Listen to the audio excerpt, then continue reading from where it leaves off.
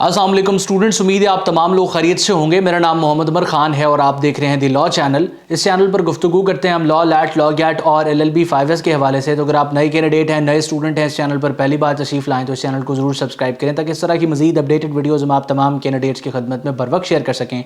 आज के इस लेक्चर में हम डिस्कस करने वाले हैं उन तमाम स्टूडेंट्स के हवाले से जो साल 2025 में लॉ की फील्ड में एडमिशन सिक्योर करना चाहते हैं। इस वीडियो को स्टार्ट करने से पहले आप तमाम लोगों को मैं बताता चलूँ कि जो नेक्स्ट लॉ एडमिशन टेस्ट है वो 11 फरवरी 2025 को एडवर्टाइज किया जाएगा हायर एजुकेशन कमीशन की तरफ से। उसके बाद आप अप्लाई कर सकेंगे और 16 मार्च की डेट दी गई है जब ये लॉ एडमिशन टेस्ट कंडक्ट किया जाएगा। तो अगर आप इस लैट को प्रिपेयर कर रहे हैं तो हमारा कंप्लीट प्रिपरेटरी सेशन स्टार्ट हो चुका है जिसमें आप घर बैठ के हमारी टीम की सुपरविजन में लॉ एडमिशन टेस्ट को प्रिपेयर कर सकते हैं।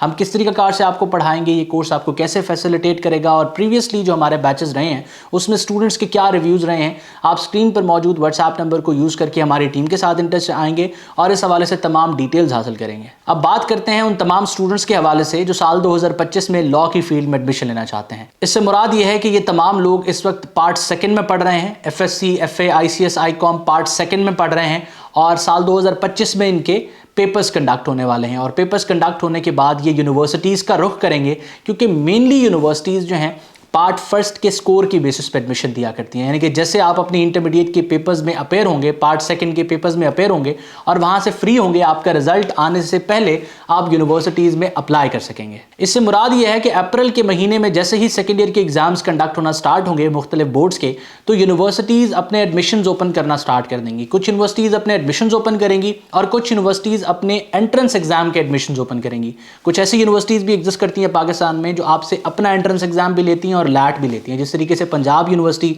जिस तरीके से गवर्नमेंट कॉलेज यूनिवर्सिटी लाहौर। तो ये तमाम यूनिवर्सिटीज़ अपने एंट्रेंस एग्जाम की अप्लाई भी स्टार्ट कर देंगी। तो अब ज़रूरी है कि जब ये यूनिवर्सिटीज़ अपने एडमिशन्स ओपन करें तो आप लोग इनमें अप्लाई करने के लिए एलिजिबल हो। अब उस एलिजिबिलिटी क्राइटेरिया को मीट करने के लिए आप तमाम लोगों का लैट का टेस्ट जो है वो क्लियर करना ज़रूरी है, क्योंकि स्टूडेंट्स इस इंतज़ार में रहते हैं कि पहले 12वीं जमात के पर्चे दे लेते हैं और 12वीं जमात के पर्चे देने के बाद जो लैट होगा उसमें हम अपेयर होंगे। अब 12वीं जमात के पर्चे कंडक्ट होने के बाद जो लैट कंडक्ट होता है उस वक्त तक वो यूनिवर्सिटीज़ इंतज़ार नहीं करती और उससे पहले अपने एडमिशन जो है वो क्लोज़ करना स्टार्ट कर देती हैं या अपने एंट्रेंस एग्जाम के एडमिशन क्लोज़ करना स्टार्ट कर देती हैं। अब आप तमाम लोग ऐसा नहीं कि अगर ये वाला लैट जो अभी 16 मार्च को कंडक्ट होना है इसको मिस करेंगे तो आपका एडमिशन नहीं होगा इस साल, लेकिन आपके पास फॉर एग्जांपल 100% में से 60% या 70% ऑप्शन रह जाएगा। 30 to 40% ऑप्शन आपका वेस्ट हो सकता है।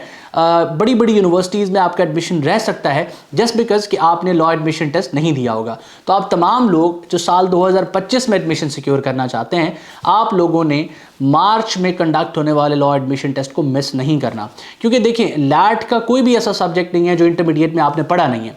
ऑलरेडी इन सब्जेक्ट्स के हवाले से आप प्रिपेयर्ड हैं, आप एक अच्छी रिवीजन करेंगे और उसके बाद लैट में अपेयर हो जाएंगे। 11 फरवरी से ऑनवर्ड इसके एडमिशन्स ओपन हो जाएंगे।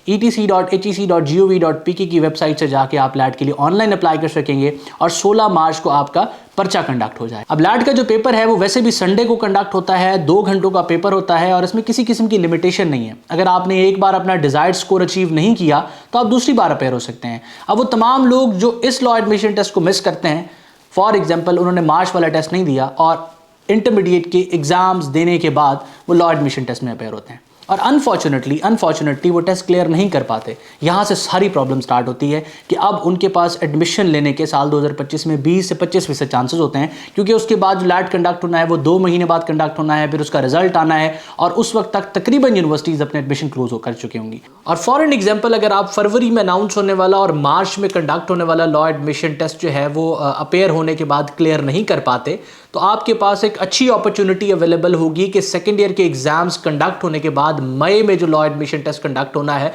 आप उसमें एक एक्सपीरियंस के साथ अपेयर हो सकते हैं और उसको क्लियर कर सकते हैं।